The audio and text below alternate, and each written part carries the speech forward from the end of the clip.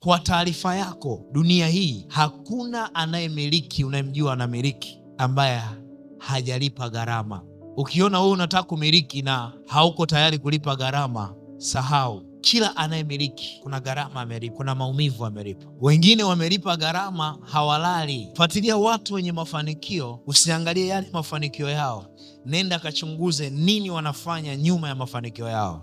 Utagundua maisha ya ajabu sana ambayo yamkini wewe hauko tayari kuyaishi. Haleluya. Nenda kafuatilie wafanyabiashara, unaona biashara zao zinaenda mbele. Unaona clip yake ya dakika 2 tu akiwa anacheza mtandao. Chunguza, utagundua hawalali. Kuna gharama watu wanalipa. Watu wanajituma kuliko unavyofikiria. Neno la Mungu nasema, je, umemwona mtu mwenye bidii katika kazi yake? Huyo hatosimama mbele ya watu wa kawaida, atasimama mbele ya wafalme. Yaani kuna vitu kwenye hii dunia vinaenda kwa watu wenye bidii. Kuna sheria ya bidii peke yake. Aina ya mafanikio inawatafuta wenye bidii peke yake.